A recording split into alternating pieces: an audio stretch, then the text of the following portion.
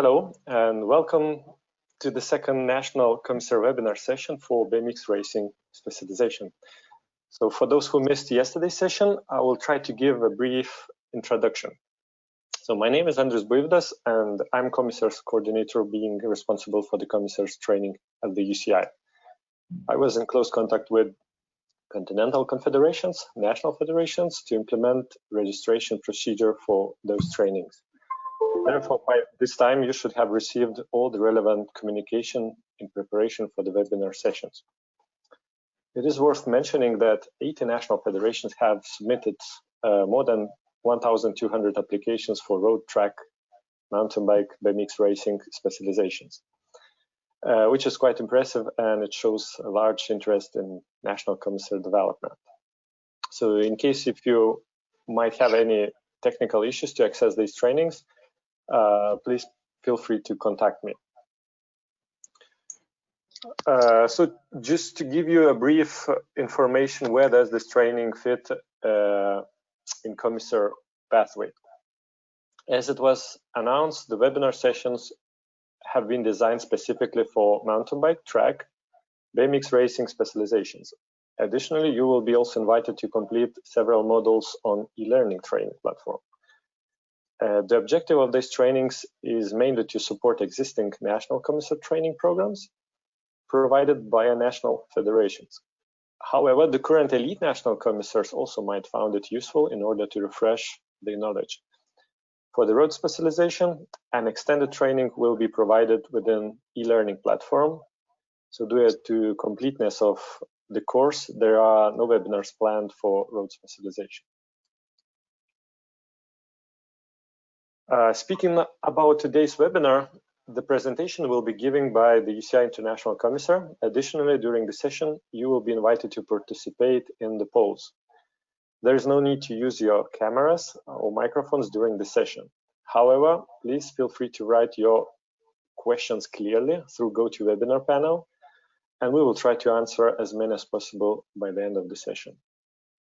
Each of 3 webinar sessions have been scheduled for 1 hour, giving 40 minutes for the presentation and the last part for your questions.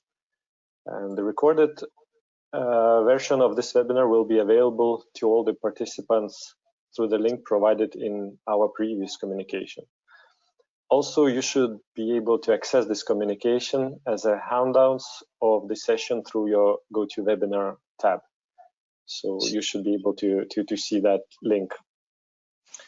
Additionally, these recordings will also appear as part of the training content within UCI learning platform. Finally, before we start the session, I would like to introduce you with Jordi Ma, who will be the presenter for the entire session. So Jordi is an experienced mountain bike and BMX racing international commissaire, having officiated at multiple major international competitions. We hope you will find the session interesting. And now I wish to pass the word to Jordi. Thank you, Andreas. Yes, I'm looking forward to presenting again. I thank you for all that have gotten up early or stayed up late to be able to attend our second webinar, and I hope you find today's session informative. So the intended audience for these webinars that we've produced are for gaining experience at a regional, people that have experience at regional competitions. They maybe have worked in various roles at those competitions, and they have some of the knowledge of commissarying tools. Now, we're hoping that this is allowing people to prepare for a national commissaire status. It's a part of their training that allows them to build to that. Potentially, maybe it's national commissaires that are preparing for elite national course, or maybe it's just an opportunity to refresh some of that training that you guys have already taken and reinforce some of those lessons. So as Andreas mentioned, we have a number of polls that we want to kind of engage the team with. So the very first poll, we have a question to put up, is asking about some of your experience. So the first question, if Andreas can get it launched for me, is going to be around what was the biggest race that you had the chance to officiate at?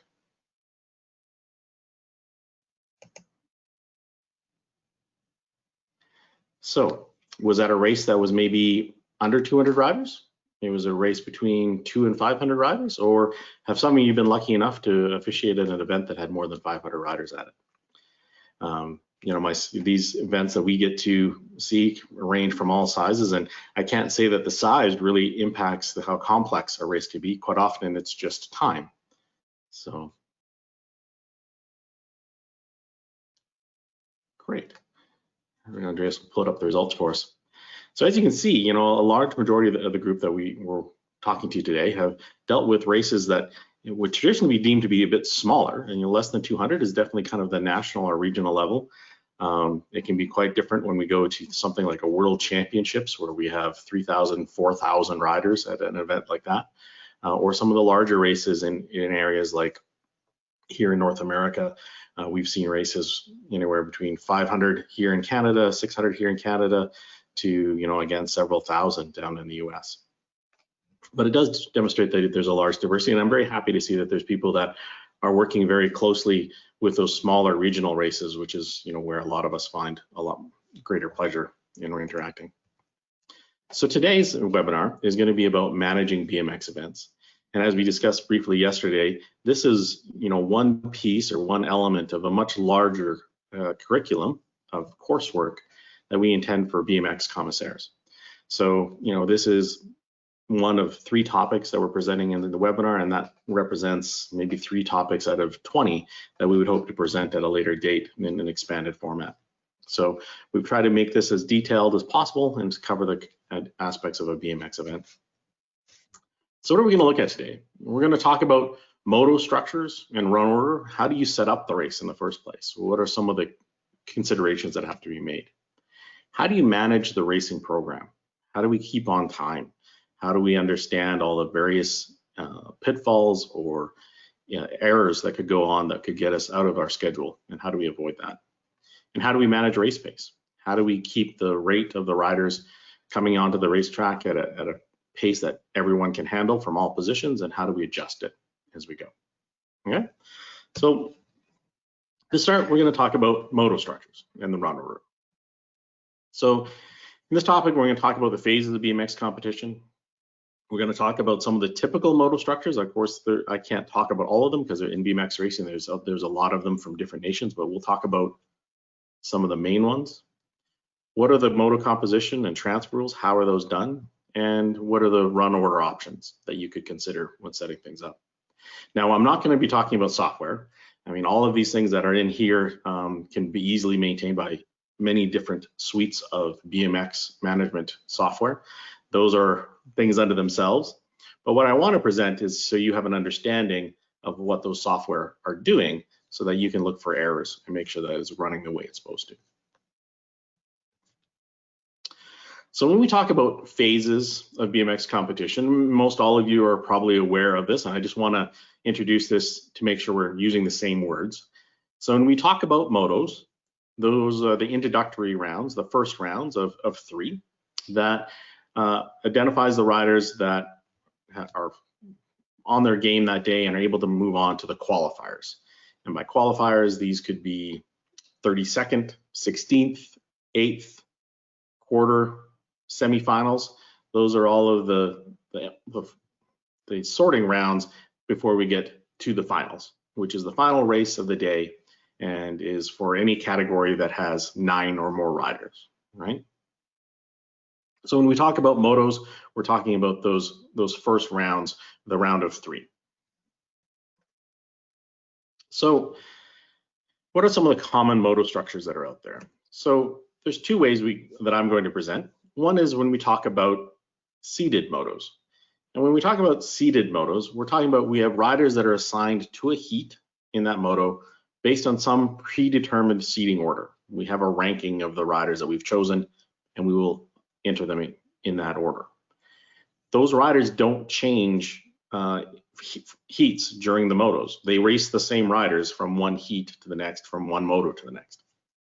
And they have a start gate assignment that's assigned by a fixed progression. We know from Moto 1, from Moto 2, from Moto 3, what start gate they're going to be in.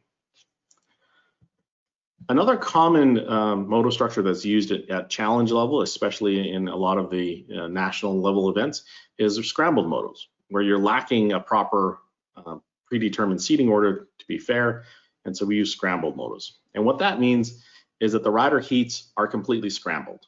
meaning that the riders are assigned to a different moto or different heat from one moto to the next, meaning that they have different riders that they're racing against. And instead of riders progressing out of a heat, they progress out of the entire list of riders that is there.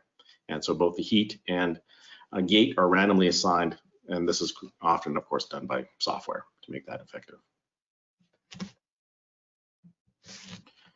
When we talk about seeding methods, there's a lot of different ways people could be seeded. One of the obvious simple ones is a random seeding, which means really we're just kind of putting them into a list without any predetermined order. We just make it up, drawing numbers, drawing straws, just scramble it. This is quite often used for challenge categories. It could be used for championship categories, but we often have better tools for championship categories to make the motos more fair. We can use UCI ranking. So when we deal with championship categories, typically we have a ranking. If you have riders that are present that have a ranking, you can sort them first. If you have riders that are unranked, you can apply them randomly as the bottom of the list. This is often used where we have no time trial. So if you haven't actually, if an event isn't long enough or there's not enough time to do some sort of competitive timing, you would have to use a UCI ranking. Some larger events, especially where championship categories are around, will use a time trial. You can time a rider one-on-one on the track, sort them by their speed, and then be able to sort them into the motos. We don't use that as commonly anymore. Seeding by country. This is kind of a unique seeding class typically used at world championships for challenge categories where we have no ranking that's established. What this does is allows us to make sure that we minimize the number of riders from the same country that find themselves in the same moto. So the idea is you don't want countrymen racing against each other and eliminating each other, and we try to spread them out as best we can. And then, of course, as we mentioned, there's scramble seeding. So this is often used for challenge categories, as it's deemed a fair way to introduce riders without a ranking, but it could be used for championship if such a thing exists. And this is, like I said, where the riders are moved from heat to heat and they don't race the same at the same time.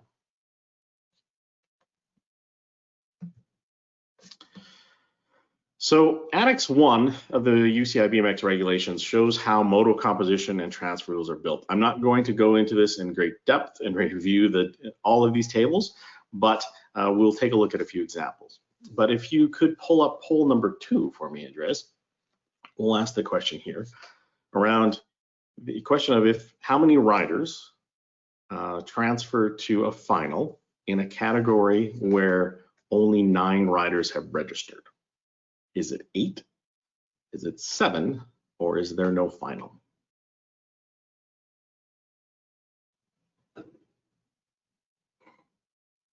This is one of those unusual occurrences from the transfer round that occurs because of the way our tables are set up.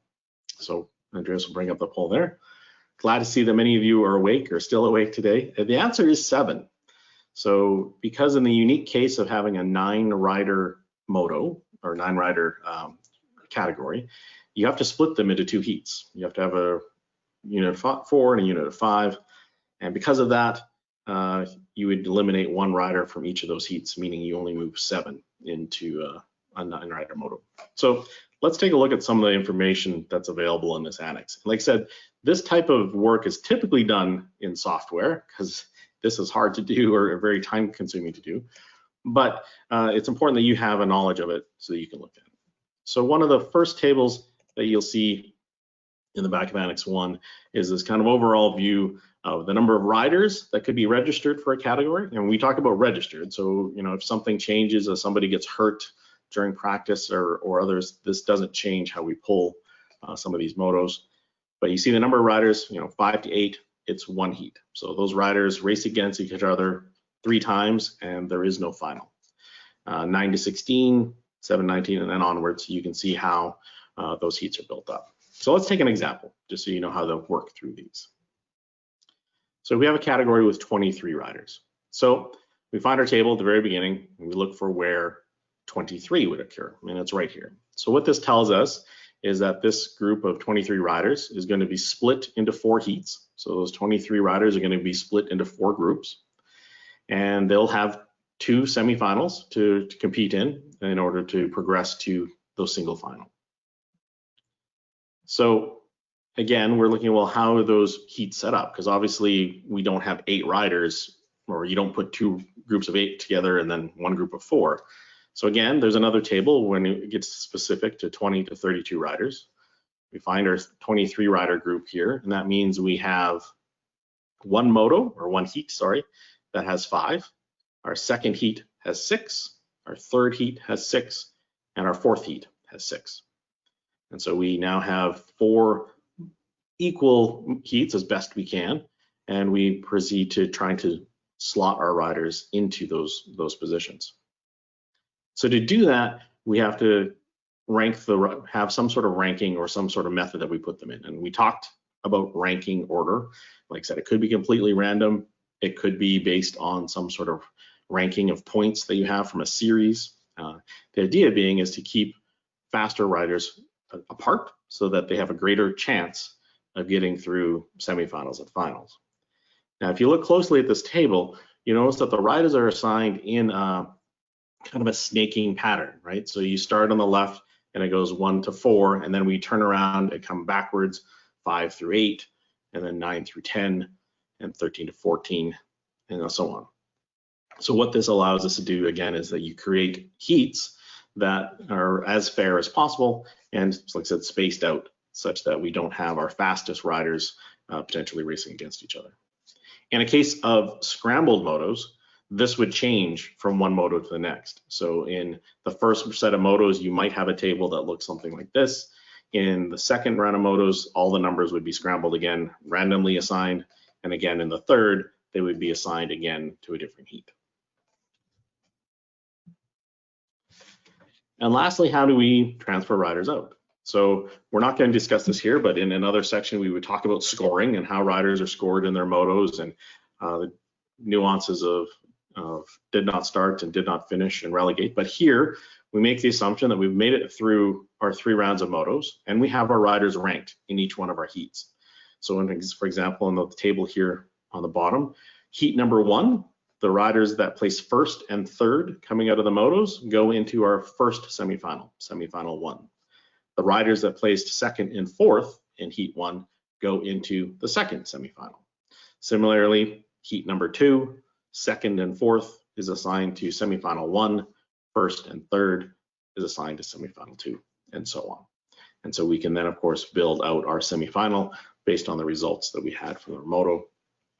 And then lastly, of course, when the riders complete their semifinals, it's top 4 from each, move on to the final event, and it'll put into that. So the tables at the back, like I said, you can work through and examine how you can do things by hand. If you're working with a new piece of software or a new race crew, it's maybe important to check a few of those to make sure they're working the way they should, and so you can identify those early. And it's, of course, very important to have very competent operators of those software to be very effective at doing this. So deciding the category race order is somewhat of a complicated task, and it can have many variables or inputs you need to look at. It's typically a task of the race secretary, and the decisions are made, with guidance or input from the PCP and the organizer. When we look at the categories that are there, normally riders or categories with 8 or less riders, so they don't have a final. We often put those at the back, and that's to allow for kind of a natural break in the moto round. The other categories, we run those typically with the categories with the largest number of qualifying rounds, so 30 seconds or 16ths or quarters. We run those first in descending order. And what this allows us to do is it means that as we come through the third round, we have an opportunity to take a break after the categories that have qualifiers, allow them to get rest before their qualifiers, before we return to finish the rest of the day out. So that might look something like this, where we start our moto order with the categories that have 30 seconds, and then we move to 16ths, 8ths, quarters, semis, categories that have a final, so 9 to 15 kind of thing, and then categories without finals at the end. What that means is at that point after the categories of finals in our third round, we kind of take a pause, we can take a break, we can get sheets prepared for the qualifying rounds, everybody kind of get rested up, and then we can proceed through those qualifying and final rounds. Now, there are a lot of other considerations. That's kind of the simplest view of it, but typically we need to look at age or ability. So, you know, are we going from youngest to oldest, which is typical, somewhat slower to faster riders? How do the ability classes fit in? So when you talk about beginner riders or expert riders, again, how are they spaced through the day? Scheduling of cruiser categories complicates things a bit because quite often, of course, we have riders that participate in both categories, and they can find themselves, you know, with a very short, you know, time span between motos. Again, this is where software is sometimes helpful because it can highlight those to us, but otherwise you need to look at those and make sure we haven't, you know, forced a rider to go, you know, back to back. The order of the category should be consistent from round to round.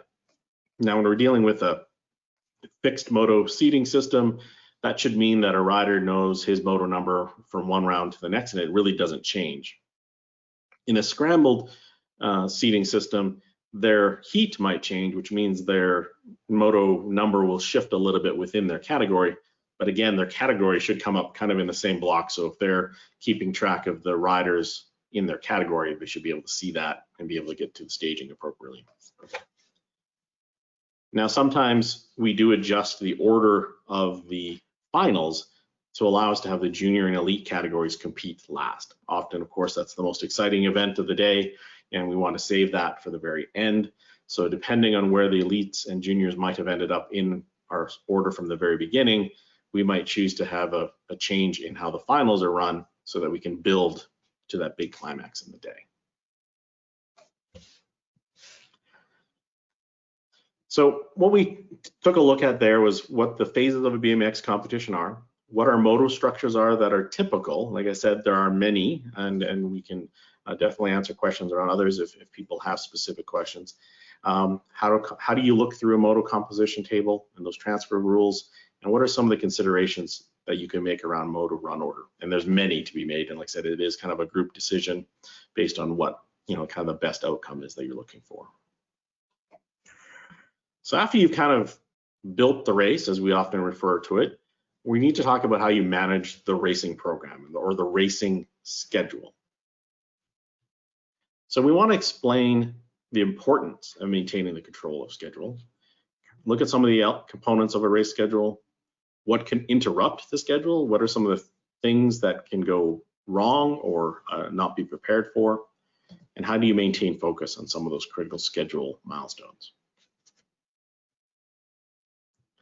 So one of the critical roles of a commissary panel is the race management. So this is, you know, planning, reacting, executing the many elements of a race schedule, keeping everything on time, making sure you can complete it fairly, and make sure that you can get everything complete in a safe and fair manner.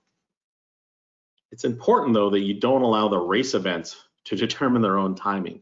And by that, I mean, you need to be prepared to make things happen when they're supposed to happen, rather than being a victim and letting things just happen the way they come. So to do that requires a great deal of preparation. It requires an awful lot of communication, and you have to be aware of what's going around you to be able to do that. So when we talk about those types of things, we talk about preparing for the race and making sure that you understand all of the elements, making sure everybody's aware that's on your team and the organizing team and the support team of what those elements are. And again, making sure you're paying attention to what's changing. Is weather changing? Is staging backing up? Is the track coming apart? So that you can make adjustments in time. So we took a race schedule, and if we did nothing more than pull it out of the tech guide and show up on race day and say, all right, we're going to start racing at 11. We're going to go to the second round at 12:30. We're going to go to the third round at 2 o'clock. We would be very poorly prepared for the event that we're about to go into. Many of us have been to events and you start with this is the plan, but things quickly change. Staging can back up. You can have a delay with opening ceremonies that backs up the whole day. You can have challenges with technology, like a printer that dies halfway through printing out sheets. You can have people and staff arrive late onto the track, forcing you to wait for them before you can start. Obviously, a number of crashes and serious crashes can interrupt your day and push you into darkness or into poor weather. And maybe if your system of gathering results and posting results and preparing the next round of sheets is not very efficient, all of that schedule can come completely apart. Now, many people would look at this and say, well, there's not much I can do. Those things just happen. But I would argue that you can plan for and you can look for ways to keep these from impacting your schedule overall. So don't leave your schedule to chance. First and foremost, you need to review the schedule in advance. So when you first have an opportunity to work with a race organizer, work with your commissaire team, work with the staff on site, make sure you know what's in that schedule and you've gone through it in detail and you feel that it's reasonable. You need to discuss your expectations with your panel, if you're a chief commissaire, or your panel mates, to make sure everybody understands their role in executing that schedule. People need to know where you're depending on them to complete a task in order for that schedule to go on and be executed timely. You can most certainly trust people that you're working with, but I strongly encourage you to confirm. A race organizer can tell you, yes, the medical staff will be here at 8:30. You're going to want to confirm that. They may tell you that we've got the fastest printer possible. It'll print out all your sheets in 10 minutes. You may want to confirm that. So some of the things that you're going to want to make sure you understand very clearly are things like the opening ceremony. In that schedule that we showed, there's just a very small line, opening ceremony, 10:50. But do we know all the steps? And is that a 5-minute opening ceremony, or does he have 30 minutes of speakers and singing and other things that you need to make sure you prepare for and there's time for in the schedule? Do all of the staff understand the race order and their role in it? And by staff, I mean anybody that's working at the event.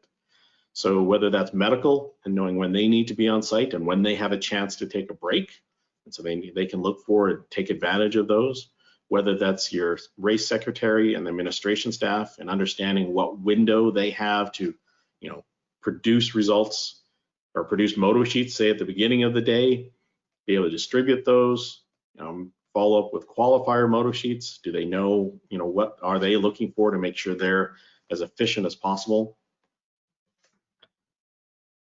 You need to make sure everybody knows where they need to be and when. So not a simple question of, yeah, racing starts at 9, be there for 9. When do you want them in place so that they are ready to start at 9? So, your medical team, if they're told, yeah, racing starts at 9, that'd be great. They roll up at 9 and say, yeah, we're ready to go. Oh, wait a minute, our gear is in the ambulance or in the truck. We'll need to go get that and gather it up. We'll need another 15 or 20 minutes. That doesn't get you where you need to be. That's where you need to confirm that they are ready to perform at 8:45 or 15 minutes before, or whatever you feel is reasonable, so that you can start the event on time. The marshals know where to be, the staging know how long they need to set up, and you are your commissaires in the right place at the right time so you can all start together. And one of the last things that I have here is making sure we know where volunteers are for critical roles. Do we have volunteers that are, transitioning results from the finish line to the administration office or to the race secretary? Is there somebody that's available to hand out water and things like that to people on the track so we don't have to have people leave the track in order to get that? Does somebody have responsibility for podium and they know where all those pieces are so that there isn't a last-minute scramble at the end trying to maintain the schedule? I've had instances where we had somebody that was running results for the finish line to the administration office, but their shift ended or they went on break right at a critical moment when we were trying to transition to qualifiers and we were missing results. So simple things like that where somebody will tell you, yep, we've got somebody for that, is great and helpful, but it's important that we follow up, and as an entire team, we understand our roles in going through that. So some of the various timing aspects are things that as a commissaire that you need to understand. Now, some of these things you will learn through experience. You've done it enough times, you have a feeling for what it is. Others you can get from observation. So through practice or through watching others, you can understand those steps. And some you'll have to ask and look for advice from people that have either other experience or familiarity with that track, that venue, those race organizers.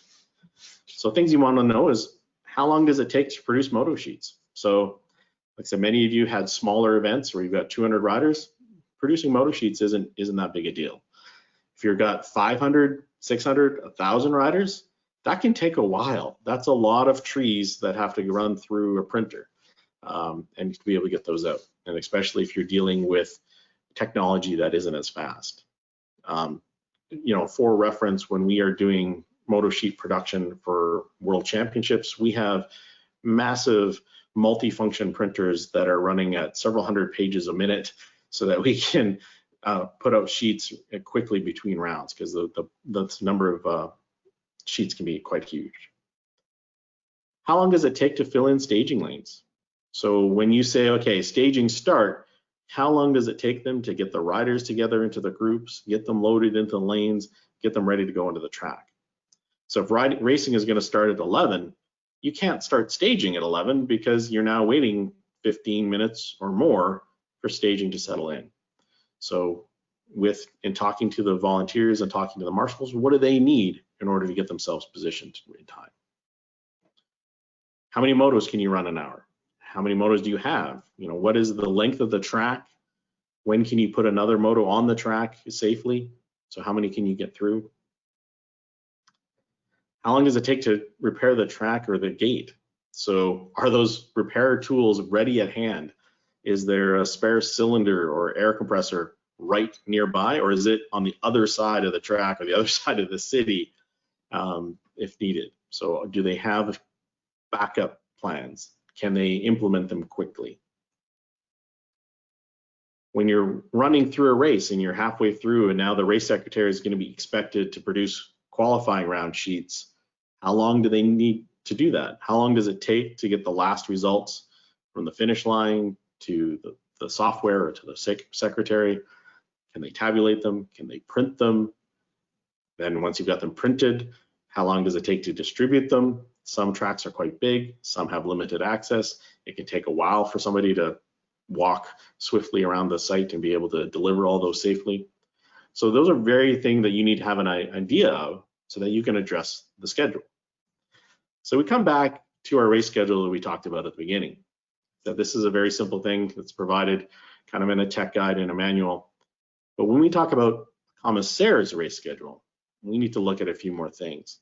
So as a commissaire panel, you need to look at some of the intricate details that would be involved with this. So for example, when does medical have to be in position? When do we start staging for practice? When do we close staging for practice so we can end practice on time? Is ceremony setup planned? Are they ready to go at 10:50, or are they just scrambling to find the microphone at 10:55? When we know that racing is supposed to start at 11, we know how long it's going to take to get staging warmed up. When do they start? So for example, here, let's say it's 10:45. We're working through the day, we're clipping through the rounds very quickly. We know when the round is going to end. Does the race secretary know that? You know, they're often in an office and they maybe aren't being able to watch racing as closely. Have we talked to them and confirmed that they're ready? That they got the paper loaded in the printer? Are they getting results in a timely manner? Have they had any problems getting those in? Are we aware of what that is? All right, when are sheets going back out? So if we're going to resume racing at 3, when are we going to have somebody running sheets out? We have a podium planned at 7. Do we have the people setting it up at 6? You know, these aren't often things that commissaires are doing, but we need to be able to make sure that those things transition smoothly and we understand those roles. Now there probably is another 20 different things that we'd be looking at. It's important as officials, as we go through and look at our day, we know what's happening next and we think about what it takes to make that happen. So when we talk about racing starting at 11, for a rider, that's fairly simple, or for a spectator, it's dead simple. For us, we need to think about what are the things that we need to have in place for that race to start at 11, and how long does it take to get them going? How long does it take to walk from you know, the commissaire office to the track? How long does it take for the medical team to walk out on the track and get their gear placed out? How long does staging take to get warmed up and in place? How long does it take for the announcer to get to where he needs to be? Have we given them cues, and have we given them information that allows them to get to where they need to be in time? So, like I said, this section was looking at how we maintain schedule. You know, what are some of those components of that schedule? What are some of the things that can set us off or disrupt our schedule? And what are some of the things we can do to make sure that we keep focus on those critical timing milestones and we can execute them? So one of the big parts, and once we drill down and know how we're running, is what we call race pace. So this is, you know, the pace that we have riders coming out onto the track. How many motos are we getting through? So I want to talk about how we determine that. I want to talk about some of the, you know, different ways that we can change pacing for categories, and look at some of the restrictions that might occur that limit you. So I'll get Andreas to pull up our third poll of the day. So in this question, I'm asking, you know, which single official that's attending at the race has the greatest impact on race pace? So this one person's, their actions on a minute by minute, day to day, hour will actually impact how quickly we can get through those motos and do so safely. Going fast doesn't necessarily mean you're fast, and going conservative doesn't necessarily mean that you're being safe. So I'll get, and once Andreas has had a chance. Excellent, thanks guys. So as you can see from the poll results, you know, a PCP, yes, I agree, has a very large role in that race pace because they provide a little bit of the direction. But ultimately, the person that has the most direct role is our starter. They're the ones responsible for signaling the drop of that next gate. And so they have the greatest control of the race and how it proceeds. So they're looking for their target mark, their place on the track where the riders get to, where they start the next start signal.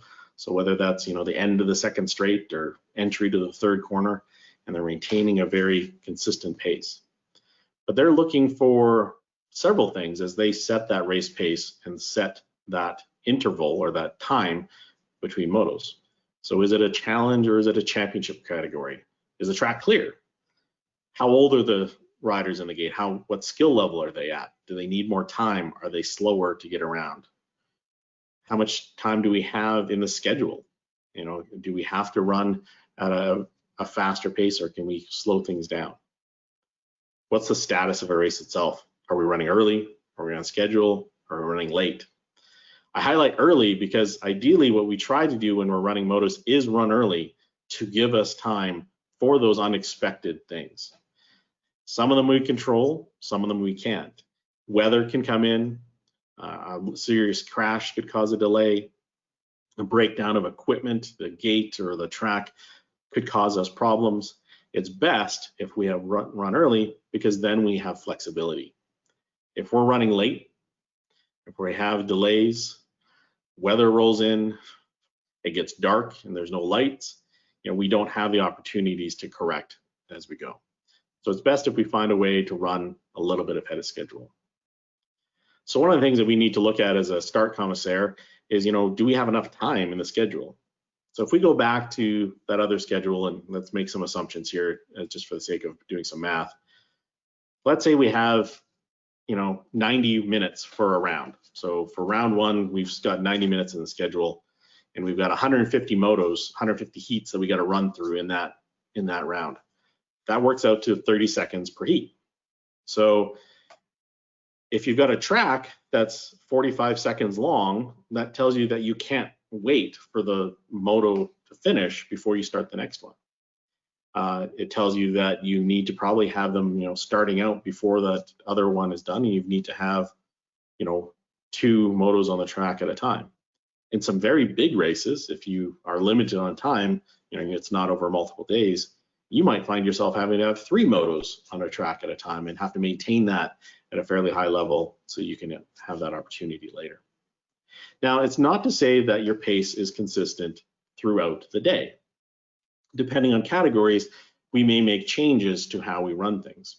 As an example, typically for championship categories, because they are often smaller at our races, we tend to expect them to finish their full race. So we start them at the start gate and we wait till we've got that race confirmed before we start the next one. And it just makes sure that we are able to get a very clean, controlled race, and we don't have issues with a crash interfering with a previous race. When we deal with younger categories, these are our little kids that we all love to watch. They can take quite a while to get around the track, and it can take them quite a while to get from that third corner or the second corner to the end. So starting a moto right behind them might not be our best option. So quite often we look to try to find that point where we start the next moto and those riders can still get to the end safely.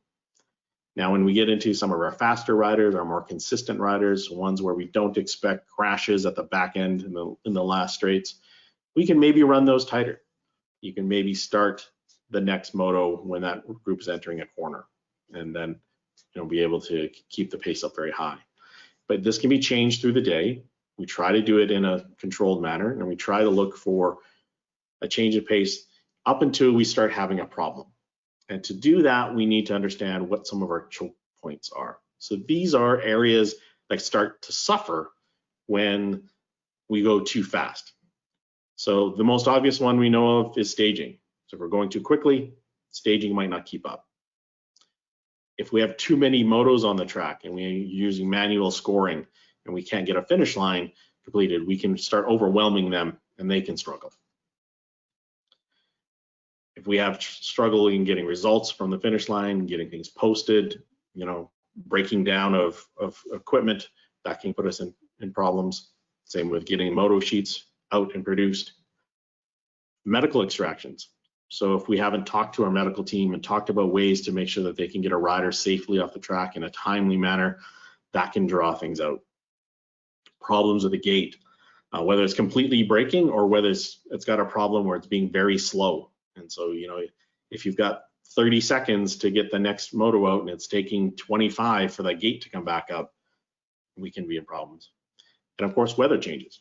Every time, it gets wet or it gets windy, it can really interrupt their day. So you need to understand what those are. You need to look for them and try to, again, run at a pace that's reasonable and fast, but is looking out to make sure that we're not causing a problem where one of these areas is breaking down. So we talked about what we can determine, how we can determine race pace, some of the different options you have with categories, and some of those things that we need to look for as far as restrictions as we go through. So with that closes what I have for our presentation today, and then we will open it up for questions. Andreas, hopefully you've had a chance to peruse some of the questions that have come through, and we can try to answer them. You're still on mute for me, Andreas. Yes, I'm back. Thank you for excellent presentation, Jordi. Yes, we have some questions coming from participants. So the first one is from Pratomo. Which one is preferable? Do the championship category first, then challenge, or the other way around?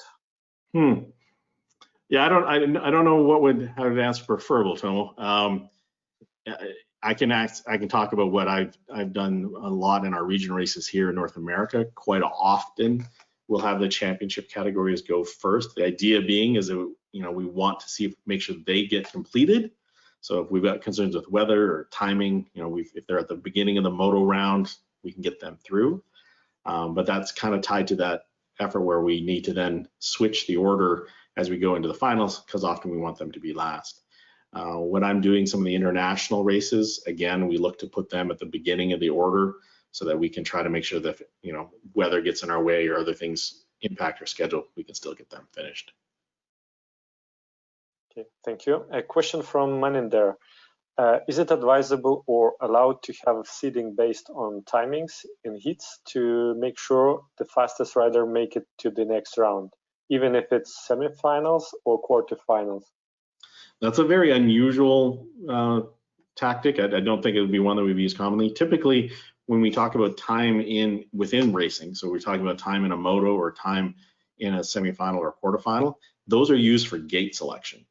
So, you know, when we go from the motos into the qualifiers, the time, if time is available, if you've got transponders, can be used to have those riders select their gates for those quarterfinals. And then again, as they move through rounds, when you have people, you know, you have 2 first places that come out of a semifinal, in order for them to pick their gate, you can use time. But it's unusual to use that for seeding and trying to continue to effectively re-seed riders. Okay, a question from Camila. Does UCI prefer one of the motor structures, seeded or scrambled, and one of the seeding methods? Or is it always left on the organizers? You know, when we talk about challenge categories, it's very much kind of what works best for the local region, whether that's a national or regional area.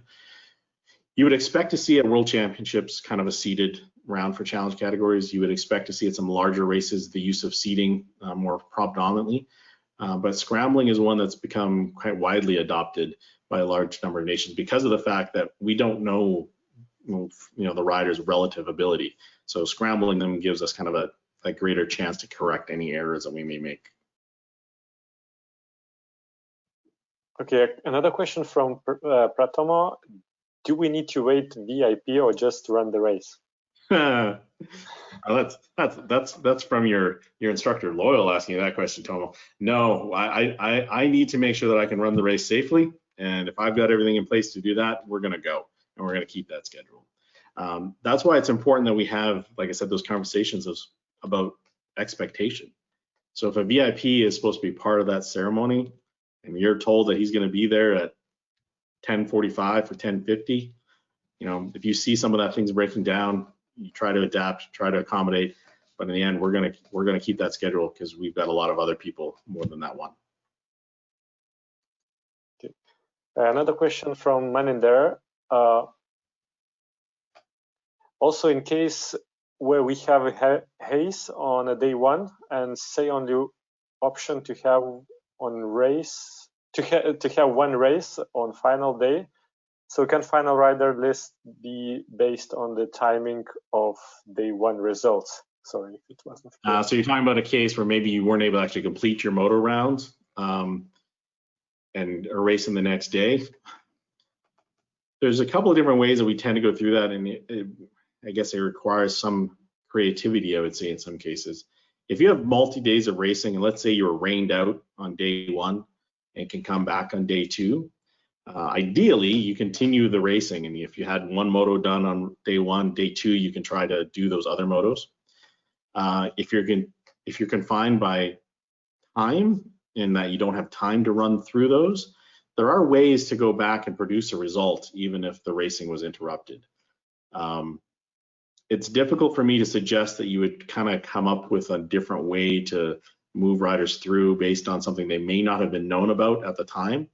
So if, for example, you knew that there was weather coming in on day one and you made a statement to all the riders that, you know, we might use timing to move you to the final, that might be fair.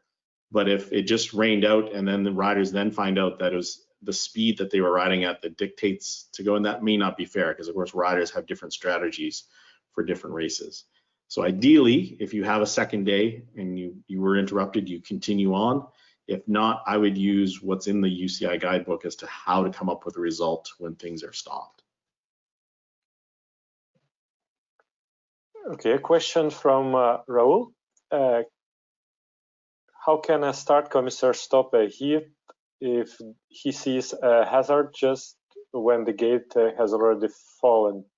Yeah, the start commissaire can't do anything with that one. I mean, the gate's gone down and those riders are going on the track.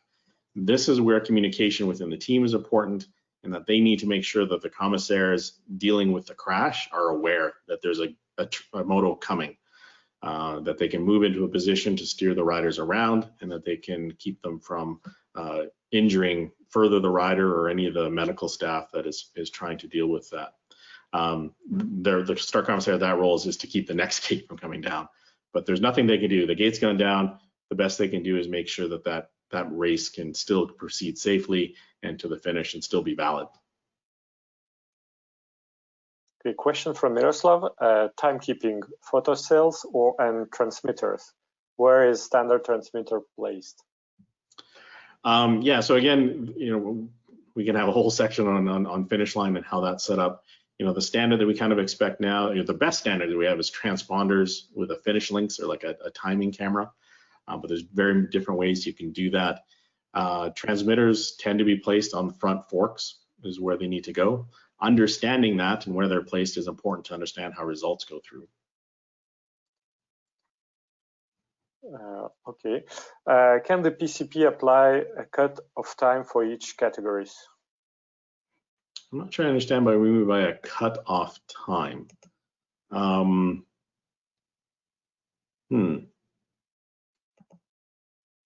But Cheer, if you can kind of elaborate what you mean by cutoff time for the categories. I mean, we have, when we have staging, you can get to details of when they're to be in staging, and if they don't make it into staging by then, we've moved on. That is definitely one of the controls you have.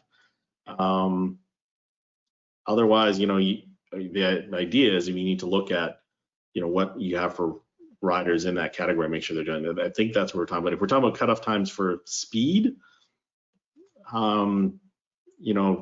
typically, you're looking for riders to be competitive and racing. If you see riders that are just drifting across the course and because they feel that they can move on without racing hard, there are rules actually around that sort of thing that you could provide warnings or even relegations or disqualifications for doing so.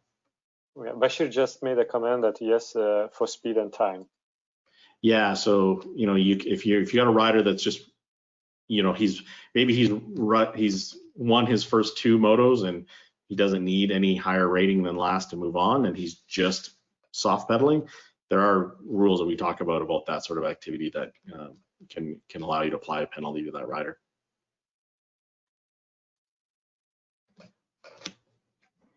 Okay, in bad weather scenario and final is cancelled, which results will be used for podium results? So it depends, of course, on the category makeup and how far you got in the racing. So we look to kind of work backwards through each of the motos. So if you've got some of the motos completed, you can use the points that are scored through those motos. You can look at their placing in the most recent moto. So within the UCI regulations, there's a series of tie-breaking results that you can go backwards to. It can be very hard if not much racing is done. The more racing that's completed, the more rounds that are completed, the easier it is to come up with a fair podium result. But it is possible if you've got timing and others that you can actually get a fairly fair result with even just a little bit of racing done.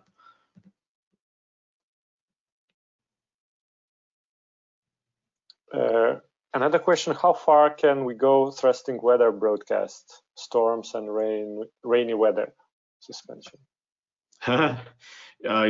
Use several different broadcasts. I know myself, I've got several different weather apps I look to. I definitely look to locals to understand what is the most trustworthy of the lot, and look to review it frequently.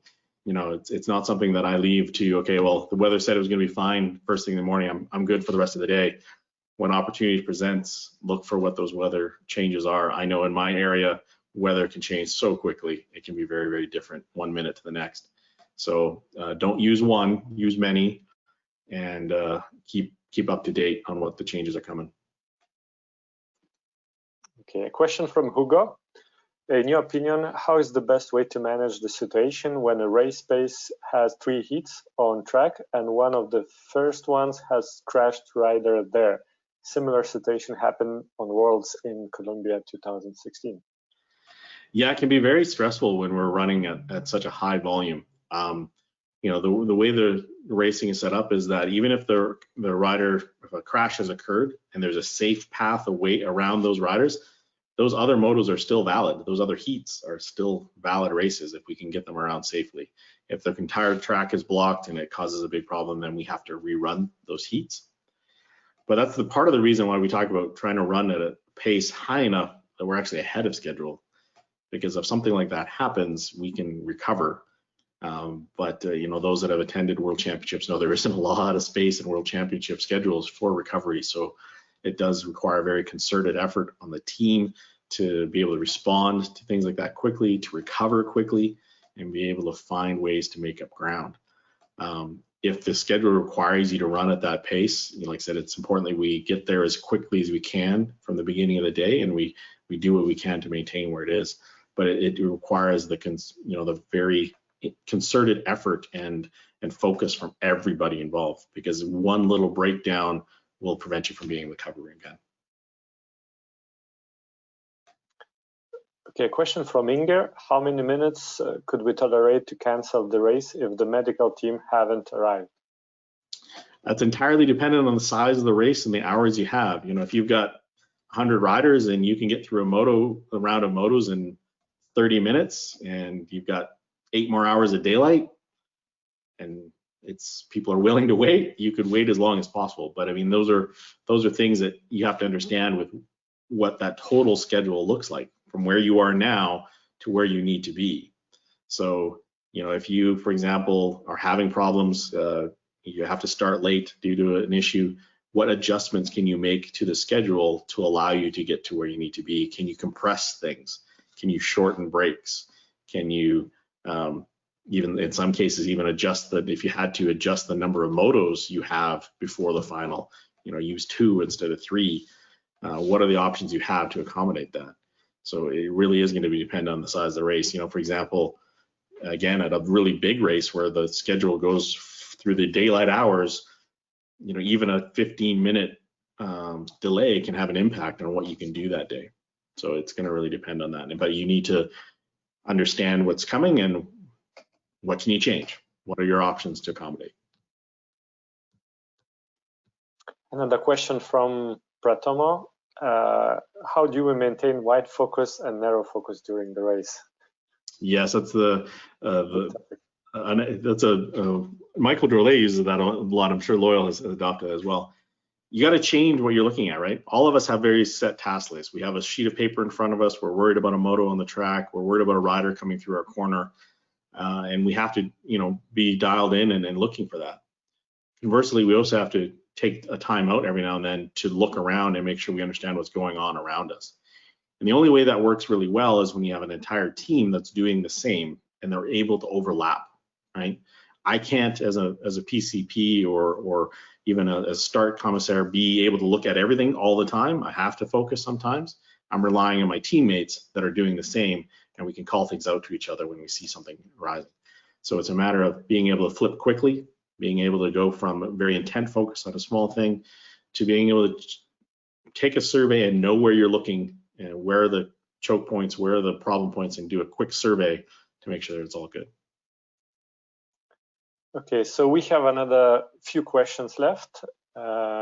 If you are running national championship and weather-wise it is not possible to run the race during the allocated day, can you postpone it for another day? You could. I mean, from a racing standpoint, that's possible, but it's the question around the organization. Is the track available?